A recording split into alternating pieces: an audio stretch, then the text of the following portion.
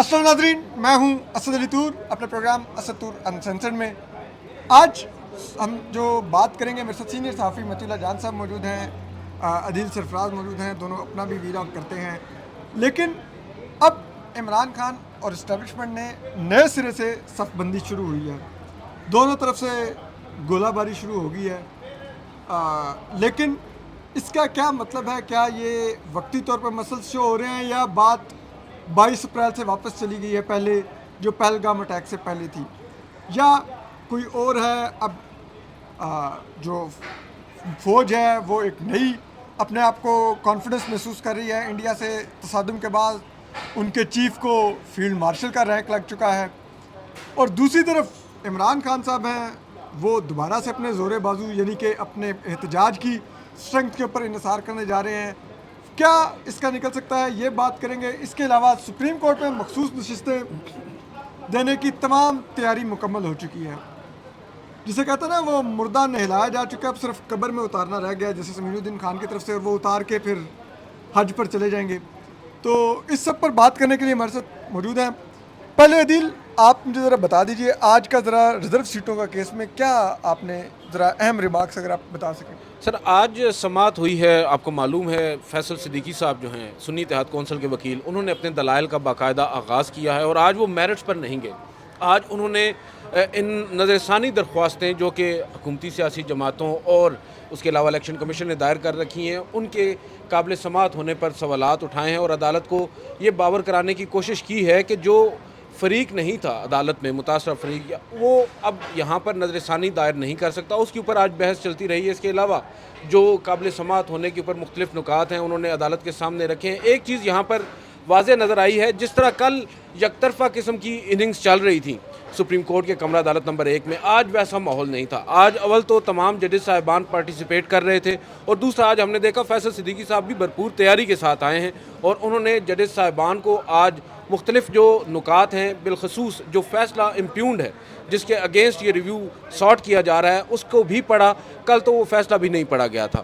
اور اس کے بعد ہم نے دیکھا جسٹس محمد علی مظہر بھی آج اپنے اس فیصلے کے حق میں کچھ باتیں کرتے نظر آئے ہیں. ایون جسٹس حسن نظر رضوی نے بھی بات کی ایک موقع پر جب 13 جنوری کے فیصلے کو رات کی تاریکی میں سنایا گیا. اور پھر ہم نے دیکھا جسٹس جمال خان مندوخیل، گو کہ وہ واحد جج ہیں جو ابھی تک الیکشن کمیشن کے اس کردار کے اوپر بات کر رہے ہیں جو 8 فروری کو الیکشن کمیشن کا تھا یا اس سے قبل 13 جنوری کو تھا. تو ہم دیکھ رہے ہیں کہ یہ معاملہ اب اتنا بھی سادہ نہیں جتنا کل پیش کیا جا رہا تھا. فیصل صدیقی صاحب جس طرح آرگیومنٹس کو لے کر چل رہے ہیں، ان کی کوشش ضرور ہے کہ بہت سارے ججز صاحبان ان کو اپنے آرگیومنٹ سے وہ کنونس کر پائیں گے یا نہیں، یہ تو وقت آنے پر معلوم ہوگا. لیکن ابھی کوشش بہرحال جاری ہے. یہ کہا کہہ رہے ہیں فیصل صدیقی صاحب نے ہتھیار نہیں ڈالے. نہیں، فیصل صدیقی صاحب تو بڑی تیاری کے ساتھ آئے ہیں، اور اس میں ہمیں انہیں اپریشیٹ کرنا چاہیے. گو کہ بظاہر نظر یہی آ رہا تھا جس طرح ان کے ساتھ رویہ رکھا گیا تھا معذرت کے ساتھ، جو اعتراضات کی درخواستیں تھیں ان پر سماعت کے دوران ان کو سننے کا اس طرح وہ اظہار نہیں کیا جا رہا تھا، انٹرسٹ نہیں شو کیا جا رہا تھا ججز کی جانب سے. آج تو امین الدین خان بھی بڑے اچھے موڈ میں تھے. ایون دو آج پہلی دفعہ انہوں نے کہا کہ آپ جتنا چاہے مرضی وقت لے لیں، آپ اپنے آرگیومنٹس کریں، بس ہمیں بتا دیں کہ کتنا وقت لیں گے.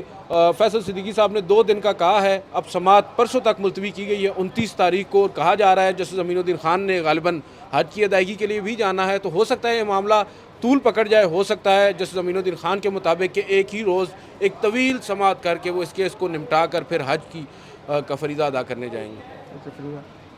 متی اللہ جان صاحب، اگر جسٹس امین الدین خان حج پر چلے گئے کیس کا فیصلہ کرنے سے پہلے، اور اللہ کی ذات تو اللہ کی ذات ہے، وہ بندے کو کسی وقت بھی ہدایت دے سکتی ہے، تو اگر یہاں والی ہدایت جو ہے اس سے جگہ وہ وہاں کی ہدایت پا کے آگے، تو مسئلہ نہیں ہو جائے گا؟ وہ اسی لیے شاید کوشش یہ ہے کہ جانے سے پہلے ہی فیصلہ ہو جائے، اور کیونکہ پھر اس کے بعد ایک آپ کو پتہ ہے ہر مسلمان جو ہے حج کے بعد ایک نئی زندگی کا آغاز کرتا ہے. تو دیکھیں پچھلے گناہ دھل جاتے ہیں. پچھلے گناہ دھل جاتے ہیں. ہمارا تو ایک عقیدہ ہے نا، ایمان ہے ہمارا نا، اس پہ ہم ججمنٹل بھی ضرور ہو سکتے ہیں. ظاہری بات ہے ہم بھی تو جسٹس امین الدین خان کی طرح ایک مسلمان ہی ہے نا. جی ہم تو بشری ہیں. تو ڈیفینیٹلی ٹائم بہت امپورٹنٹ فیکٹر ہے، اور اس میں ٹائم کا فیکٹر صرف اس لیے نہیں ہے کہ کسی جج نے حج پہ جانا ہے، بلکہ اس میں کچھ جو ہمارے ادارے ہیں یا حکومت ہے کچھ جو فریقین ہیں ان کے لیے بھی ٹائم کی بڑی اہمیت ہے. اور یہ جو موجودہ صورتحال ہے اس میں جس طرح سپریم کورٹ نے فوجی عدالتوں کا فیصلہ سنایا تھا بڑے دبنگ طریقے سے ایک دم سے جب پاک بھارت جنگ ہوئی تھی، تو ابھی بھی کوئی جنگ کا ماحول ختم نہیں ہوا. تو میرے خیال میں ابھی بھی جو فیصلہ آئے گا اس کے اوپر سب کو آمنا صدقنا کہنا ہوگا. اور پی ٹی آئی تو ویسے بھی جو پی ٹی آئی بطور ایک سیاسی جماعت ہے اس کی اب ساری تحریک جو ہے وہ خان صاحب کے لیے انصاف کے لیے چل رہی ہے، ان سے ملاقات کے لیے چل رہی ہے. اور بدقسمتی سے پی ٹی آئی کو آپ یہ کہہ رہے ہیں کہ پی ٹی آئی کو اس لیول پہ کٹ ٹو سائز کر دیا گیا ہے کہ وہ اپنا مینڈیٹ یا سپریم کورٹ سے اپنی جماعت کے لیے انصاف مانگنے کی بجائے رہے ہیں کہ ہماری عمران خان سے ملاقات ہی کرا دو یار، اتنا تو کر دو. ظاہری بات ہے، وہ کہتے ہیں نا بھاگتے چور کی لنگوٹی صحیح. تو پی ٹی آئی والے کیا کریں بیچارے، وہ کہیں گے چلو ملاقات ہی کرا دو. تو میرے خیال میں پی ٹی آئی کی جو سچویشن ہے، یہ بھارت کے ساتھ جو جنگ ہوئی ہے اس میں جو ایک پولیٹیکل جماعت ہے یا اس کے کارکن ہوتے ہیں ان کی جو واحد کمزوری ہوتی ہے وہ حب الوطنی ہوتی ہے. ظاہری بات ہے جب ملک پہ کوئی خطرہ پیش آتا ہے تو بڑی سے بڑی سیاسی جماعت جو ہے وہ حکومت کے ساتھ کھڑی ہوتی ہے. آپ دیکھیں بھارت میں دیکھ لینا، کانگریس نے بھی آخرکار اس کو مودی جیسے وزیر اعظم کے ساتھ کھڑا ہونا پڑا. تو ہمارے پی ٹی آئی کے لوگوں کو بھی شہباز شریف جیسے وزیر اعظم کے ساتھ کھڑا ہونا پڑا. تو اس مجبوری کا حالانکہ شہباز شریف خود کھڑے نہیں تھے، وہ نہا رہے تھے اس وقت، وہ سوئمنگ کر رہے تھے. تو اس مجبوری کا بھرپور انداز سے فائدہ اٹھایا ہے ہماری حکومت نے، ہمارے اداروں نے، ہماری عدلیہ نے. تو وہ صورتحال ابھی بھی موجود ہے. تو مجھے لگتا ہے کہ یہی جلدی ہے شاید ہمارے اداروں کو کہ مخصوص نشستیں بھی دے دی ہنی مون پیریڈ میں مل جائے. بالکل ہنی مون پیریڈ میں مل جائیں، اور جو بھی فیصلہ ہوگا پھر پارلیمنٹ اس کے بنیاد پہ 2/3 اکثریت ملے گی، پھر 27ویں ترمیم ہو جائے گی. اور 27ویں ترمیم کے بعد معلوم نہیں فیلڈ مارشل کے بعد کا بھی کوئی عہدہ ہو سکتا ہے. جب آئین میں ہی آپ ترمیم کر رہے ہیں تو کچھ بھی ہو سکتا ہے. تو میرے خیال میں تو یہ وقت جو ہے نا یہ بڑی اس کی اہمیت ہے. اور اسی لیے شاید جسٹس امین الدین خان صاحب چاہتے ہیں یا ان کے ساتھی ججز کہ اس حوالے سے جلد از جلد فیصلہ ہو جائے. اور کوئی بعید نہیں ہے کہ کل جب فیصل صدیقی اپنے دلائل مکمل کر لیں تو پھر اس کے بعد دوسرے لوگ جو ہیں وہ ان کو بھی اپنے دلائل مختصر کرنے پڑ جائیں، اور کل نہیں تو پرسوں جو ہے وہ پھر یہ فیصلہ سنایا جا سکتا ہے. ویسے میں عدیل سے بھی ایک جملہ لوں گا، پھر متی بیگ پر. عدیل، جسٹس مسرت ہلالی نے آپ کو چیف جسٹس قاضی فیصل کی کوئی کمی محسوس ہونے دی ہے ابھی تک بینچ کے اندر، یا آپ کو لگ رہا ہے کہ قاضی صاحب کی ایک اپنا ہی ٹیسٹ تھا؟ دیکھیں قاضی صاحب کا تو ٹیسٹ ایک اپنا ہی تھا، ان کی ایک اپنا ان کا ایک مقام تھا جو انہوں نے بڑی تگ و دو کے بعد حاصل کیا تھا. جسٹس مسرت ہلالی بہرحال کوشش ضرور کر رہی ہیں کہ ان کی کمی محسوس نہ ہو، مگر میں سمجھتا ہوں آن اے سیریس نوٹ جسٹس مسرت ہلالی جیسی قابل جج، سینئر جج جو یہاں پر سپریم کورٹ میں اس وقت ہیں، ان کو تھوڑا سا سنجیدگی بینچ میں بھی دکھانی چاہیے. جس طرح کی وہ گفتگو وہاں پر کر رہی ہیں، اور ایک طرح سے مجھے یہ لگتا ہے کہ وہ لائٹر سائڈ پر ہی عدالتی کارروائی کو آگے لے کر چل رہی ہیں. بیسک یہاں پر صرف جسٹس مسرت ہلالی کی بات نہیں ہے، ہم نے اوور آل نوٹ کیا ہے کل بھی اور آج بھی کہ موسٹ آف دا ججز جو پہلی دفعہ اس کیس کو سن رہے ہیں انہوں نے شاید جو فیصلہ ہے اس کو پڑھا بھی نہیں ہے، اور ان کے سوالات میں وہ چیز بالکل واضح ہے. Justice Musarrat Hilali is one of those جو بیسک کوسچنز وکیل صاحب کے سامنے رکھ رہی ہیں، اور وکیل کے دلائل کے اوپر جب جج انحصار کرنے لگ جائے جہاں تک تعلق ہے ایک فیصلے کو ریویو کرنے کا. حالانکہ آپ نے صرف فیصلے میں ایرر آف ججمنٹ ڈھونڈ لیا اگر کوئی ہے تو آپ نئے دلائل سن لیں، آپ نئے دلائل. اور دوسری بات یہ ہے کہ آپ کو اپنے کانسیپٹس کلیئر کرنے کے لیے آپ کو چاہیے آپ ججمنٹ پڑھ کے آ جائیں، آپ کو معلوم ہو جائے بیک گراؤنڈ آپ لے کر آئے. گو کہ جسٹس مسرت ہلالی جو ہیں وہ اس پورے کیس کے اندر بنیاد انہی کے ایک فیصلہ ہے 13 جنوری کا، جس کا وہ بار بار حوالہ بھی دیتی ہیں، بلے کا نشان جو چھینا گیا تھا. میں بڑا حیران ہوتا ہوں آج جسٹس جمال خان مندوخیل جیسے زیرک آدمی بھی یہ سوال کرتے ہیں کہ بھائی جو قاضی فائز عیسیٰ ہیں، جسٹس مسرت ہلالی ہیں، جسٹس محمد علی مظہر، انہوں نے تو بلے کا نشان نہیں چھینا تھا. بلے کا نشان تو چھینا تھا انہوں نے، الیکشن کمیشن نے. بھائی اس طرح کے سوالات جب آپ رکھتے ہیں اور وہ لائیو ٹیلی کاسٹ ہو رہے ہوتے ہیں، اس سے یہ تاثر ملتا ہے کہ سپریم کورٹ آف پاکستان نے تو کچھ کیا ہی نہیں ہے. 13 جنوری کو جو سپریم کورٹ آف پاکستان نے فیصلہ دیا ہے، اس تاریخ کو جس تاریخ کو انتخابی نشان الاٹ ہونے تھے، آپ نے ان کو یہ فیصلہ دیا جس کے نتیجے میں الیکشن کمیشن نے ان کو انتخابی نشان الاٹ نہیں کیا. کیا آپ نے ان سے پوچھا کہ آپ نے یہ کیوں کیا ہے؟ 100 موٹو پاس تو اس وقت تھیں آپ کے پاس. یہاں پر آ کے جو ججز سپریم کورٹ یہ کہنے کی کوشش کر رہی ہے کہ हथ सुट मैं तो घर ही नहीं सा हैं? बिल्कुल ये जब देखें ना, इलेक्शन यहाँ जीता पर गया। फिर यहाँ पर वकला का भी किरदार बनता है। वकला जब कहते हैं कि हम आपको इस पॉइंट पे आगे जाकर जवाब देंगे, तो उनको चाहिए कि फौरी तौर पर इस सवाल का जवाब उसी वक्त दें जब ये सवाल पूछा जा रहा है, और इस जो आपकी कंट्रोवर्सी है इसको हल करें।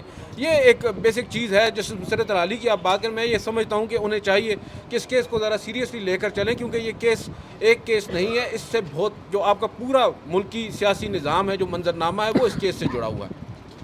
मतुल जान साहब, आप 90 की दहाई से आप सुप्रीम कोर्ट कवर कर रहे हैं, आपने तमाम अदवार देखे हैं, आपने सुप्रीम कोर्ट के अंदर ये पहला बहरान नहीं देखा, लेकिन मुझे एक चीज़ फील होती है, मेरा बिल्कुल आपके मुकाबले में एक तहाई भी तजुर्बा नहीं है, लेकिन अब जिस किस्म के सवालात हो रहे हैं, मुझे तो कभी कभी जो लोग सवालात कर रहे हैं बेंच में बैठ के, लगता है कि ये जज की मनसब के लायक भी नहीं, ये क्वालिटी ऑफ क्वेश्चंस जो हो रहे हैं। तो क्या हमारा ये जजेस गैर संजीदा हैं, या अब हम यही क्वालिटी के जजेस प्रोड्यूस कर रहे हैं? देखिए, हमारे जजेस जो हैं वो एक अपने माजी के फ़ैसलों के दबाव में है। अगर जस्टिस जमाल खान मंदोखेल को देख लें तो उन्होंने 26वीं आईनी तरमीम के मंजूर होने के बाद जो रवैया रखा, जो पोस्चर रखा आईनी बेंच के हक़ में, और तो ऑब्वियसली अब जो इस वक्त सूरत हाल है वो उनके सामने है। फिर मखसूस नशस्तों वाले केस में जो जस्टिस जमाल खान मंदोखेल ने किरदार अदा किया, वो भी आप देख लें, सारी चीज़ें आप किस तरह सामने खुल के आ रही हैं कि पीटीआई के ऊपर अब एक तरफ जस्टिस मंदोखेल साहब ने पीटीआई को बतौर सियासी जमात तस्लीम किया और किसी हद तक सीटें उन्हें दे दी अपने फ़ैसले में, अक़लियती फ़ैसले में, जस्टिस काजी फ़ाइज़ा के साथ मिलके 2 जजेस थे। मगर दूसरी तरफ उन्होंने इस चीज़ की वजाहत नहीं की कि पीटीआई को बतौर सियासी जमात इलेक्शन क्यों नहीं लड़ने दिया गया, और बल्ले के निशान वाला जो फ़ैसला था उसकी गलत तशरीह क्यों की गई गलत तशरीह। तो ये तो जस्टिस जमाल खान मंदोखेल के जो माजी के जो फ़ैसले हैं उनके दबाव में वो आप काम कर रहे हैं। उन्हें समझ नहीं आ रही कि अब वो क्या करें। क्या वो अपने जो फार्मूला उन्होंने दिया था, जिसको वो आज बार बार कहते हैं वो कोई फार्मूला नहीं था, हालांकि वो बिल्कुल फार्मूला था, काजी फ़ाइज़ के साथ मिलकर 2 तिहाई हुकूमत की पूरी करवाने के लिए पूरा एक वो सेट हुआ फैसला था। तो मगर अब उन्हें समझ नहीं आ रही कि वो क्या करें। क्या वो अपने वाले फ़ैसले को दोहरा दें? तो उन्हें लगता नहीं है कि उनके फार्मूले के ऊपर बाकी जजेस आ जाएंगे, तो या फिर वो पुराना जस्टिस मंसूर अली शाह की जजमेंट की हिमायत कर दें। उन्हें यकीन नहीं है कि मौजूदा आईनी बेंच जिसमें 6 नए जजेस हैं वो जो है जस्टिस मंसूर अली शाह को अपहोल्ड करेगा, और फिर आगे उनका माशाल्लाह से कैरियर भी है, या तो वो स्टैंड लेंगे या कैरियर लेंगे। दोनों चीज़ें तो साइकिल में नहीं लगती ना, तो एक ही चीज़ लग सकती है। तो इसी तरह जस्टिस मुसर्रत अली के ऊपर भी एक बहुत बड़ा बोझ है। मालूम नहीं वो उसको महसूस करती हैं या नहीं, लेकिन उन्होंने जो बल्ले के निशान वाला फ़ैसला दिया था काजी फ़ाइज़ा के साथ मिलके, और शायद जस्टिस मोहम्मद अली मज़हर भी बल्ले के निशान वाले फैसले में मौजूद थे। जमहूरियत कुछ फैसले में दोनों उस तो फैसले में उनके जहन के किसी गोशे में ये ज़रूर है कि उनके बल्ले के निशान वाले फ़ैसले की वजह से ये सब कुछ हुआ है जो आज मुल्क में सियासी और आइनी बहरान है। इसमें काजी फ़ाइज़ा की इन खिदमात को जो उन्होंने इस्टेब्लिशमेंट के लिए दी थी कभी नहीं भुलाया जा सकता अल्हम्दुलिल्लाह। और जस्टिस मुसर्रत अली पे भी ये दबाव है, और इसीलिए वो बार बार अपनी पोजीशन क्लियर करती रहती हैं बीच बीच में कि देखें हमारा बल्ले के निशान जो है हमने तो नहीं छीना था, ये तो सुप्रीम कोर्ट ने जो इंट्रा पार्टी इलेक्शन है उसके हवाले से फ़ैसला दिया था। मैं तो हैरान हूँ कि क्या अगर ये इंट्रा पार्टी इलेक्शन का ही सिर्फ फ़ैसला था तो क्या सुप्रीम कोर्ट के जजों को पता नहीं था कि इसका मतलब क्या है? और अगर वो ये कहते उन्हें पता नहीं था तो ये भी गलत बयानी है, ये झूठ है, और उनको अच्छी तरह मालूम था, और इसीलिए आखिर रात तक बल्ले के निशान के हवाले से जो है कोई निशान एलोकेट नहीं किया गया था, और सुप्रीम कोर्ट को पता था, और सुप्रीम कोर्ट ने मना किया था इलेक्शन कमीशन को जब तक हमारा फ़ैसला नहीं आता तो ये इंतखाबी निशानात के हवाले से डेडलाइन को आगे किया जाए, ये सुप्रीम कोर्ट ने कहा था। तो फिर ये झूठ बोलना जजों की तरफ से कि हमें नहीं पता था, हमने तो सिर्फ इंट्रा पार्टी का, मतलब ये कोई रोटी को चोची कहने वाले जज हैं। तो मैं समझता हूँ जस्टिस मुसर्रत अली भी जो है ना वो किसी तौर भी उस बल्ले के निशान वाले फ़ैसले से अपने आप को अलग नहीं कर सकती। वो इंट्रा पार्टी इलेक्शन का केस नहीं था, वो बल्ले के निशान वाला केस था, اور سپریم کورٹ کے اس فیصلے کی وجہ سے بلے کا نشان چھینا گیا، اور پھر یہی سپریم کورٹ جو مبارک ثانی کیس میں پریس ریلیزوں سے اپنے فیصلوں کی وضاحتیں کرتی پھرتی رہی ہیں، قاضی فائزہ کے چیمبر سے آتے رہی ہیں، اس سپریم کورٹ کو اتنی وہ جو کہتے ہیں نا اتنی توفیق نہیں ہوئی کہ وہ بلے کے نشان والے فیصلے کے اندر ہی لکھ دیتے ایک لائن کہ اس کا یہ مطلب ہرگز نہیں کہ پی ٹی آئی بطور سیاسی جماعت الیکشن نہیں لڑ سکتی. اور یہ وہ چیز تھی جو بعد میں قاضی فائزہ نے اپنے ریمارکس میں بھی کہا، لیکن پھر بھی جسٹس جمال خان بندوخیل کے ساتھ مل کے جو ایک فارمولہ دیا اس میں پھر بھی نہیں ہائی لائٹ کیا کہ یہ مس انٹرپریٹیشن تھی. تو یہ جو میں سمجھتا ہوں منافقت ہے، اور یہ جو دوغلا پن ہے، اور یہ جو انٹلیکچوئل اور جوڈیشل ڈس آنیسٹی ہے، یہ بالکل ڈس آنیسٹی ہے.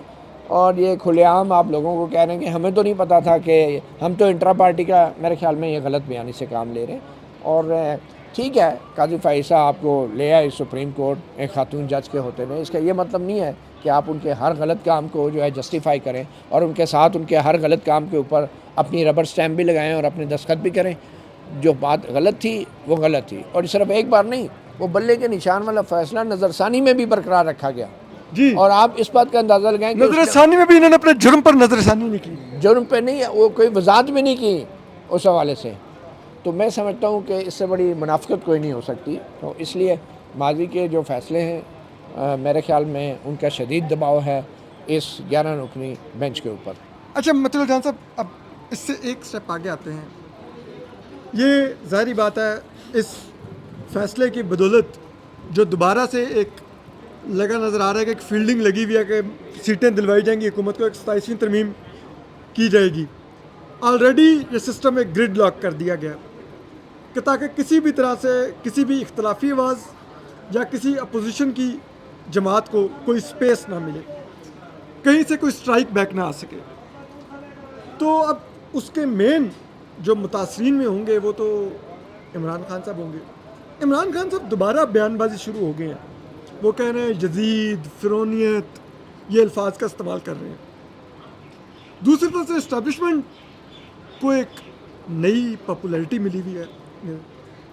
کیا اسٹیبلشمنٹ مس ریڈ کر رہی ہے کہ یہ پاپولیرٹی صرف انڈیا سینٹرک تنازعہ کی حد تک تھی، داخلی سیاست کی نہیں پاپولیرٹی واپس آئی، یا آپ کو لگتا ہے کہ اسٹیبلشمنٹ اس نئے جسے کہتے ہیں وہ اعتماد جو اس کو حاصل ہوا ہے وہ عمران خان صاحب کو اور زیادہ کچل دے گی؟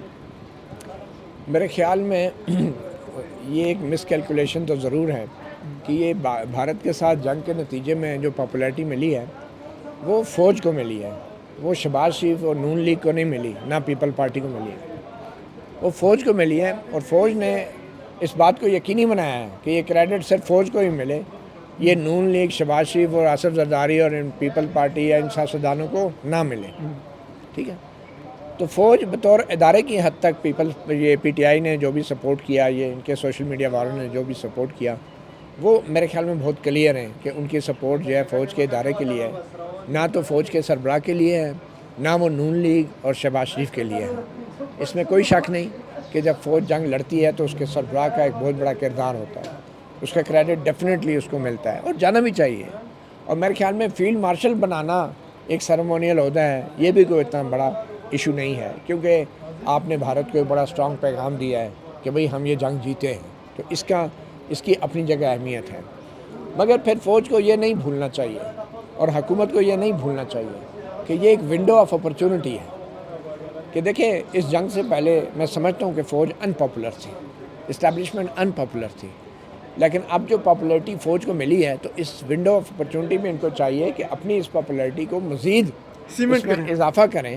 اور وہ اضافہ ایسے نہیں ہو سکتا کہ آپ سب سے بڑی سیاسی جماعت کو مزید کرش کریں، ان کے لیڈر کو مزید آپ پریشرائز کریں، اور جو سیاسی کارکن ہیں ان پہ مزید آپ ظلم و ستم کریں، ان پہ مقدمات بھی جاری رکھیں، ججوں کو استعمال کریں، سپریم کورٹ، ہائی کورٹ کو استعمال کریں، فیصلے بر وقت نہ آنے دیں.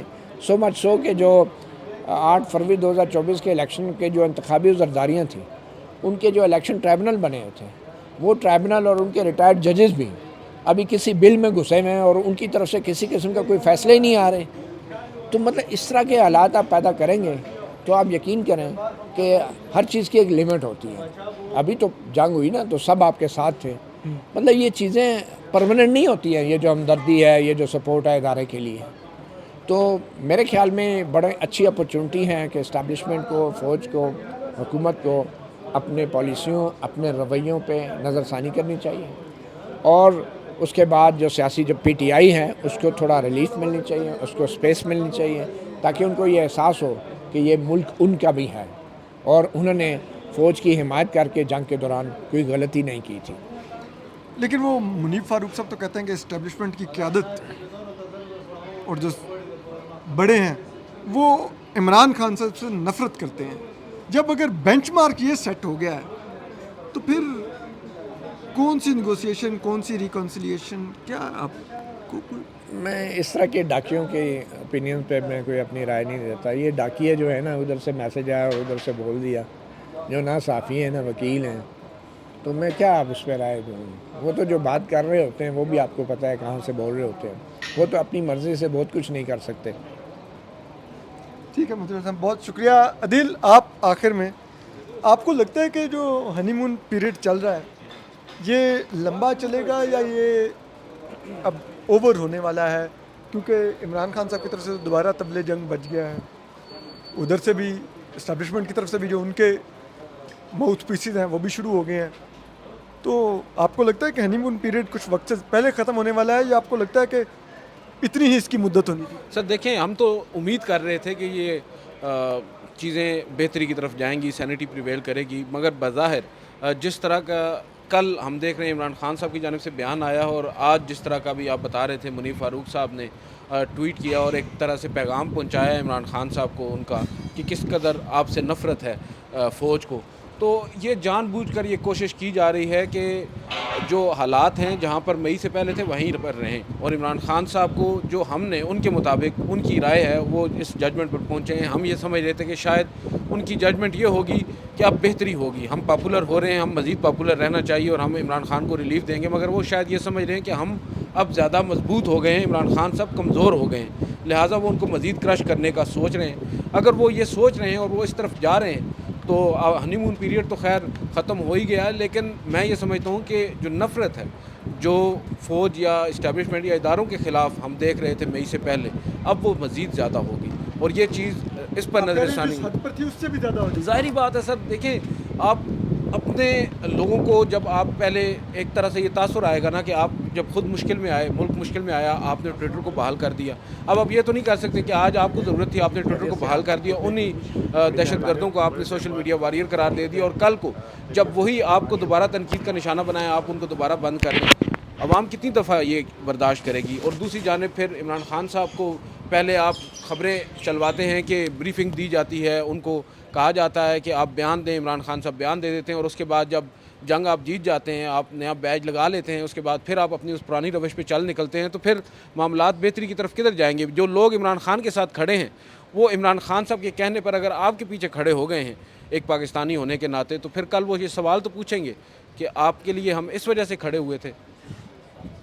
بہت شکریہ۔ یہی وہ بات ہے جو ہمارے یہاں پر پالیسی میکرز کو سمجھنی ہوگی کہ یہ جو گڈ ول تھی، جو رائٹلی تھی، اس کو اگر آپ فار گرانٹیڈ لیں گے اور دوبارہ صورتحال تصادم کی طرف جائے گی تو شاید اس دفعہ اس تصادم کا لیول پہلے سے زیادہ ہوگا۔ اس کی وجہ یہ ہے کہ لوگ کہیں گے کہ ہم نے تمام گلے شکوے بھلا کر، تمام زیادتیاں بھلا کر آپ کے ساتھ کھڑے ہوئے، لیکن آپ نہیں بدلے، تو اب ہم اگلی دفعہ کوئی صورتحال پیدا بھی ہوئی تو آپ کے ساتھ کھڑے ہونے پر ذرا سوچیں گے ایک دفعہ کہ کھڑے ہونے کی ضرورت ہے کہ نہیں۔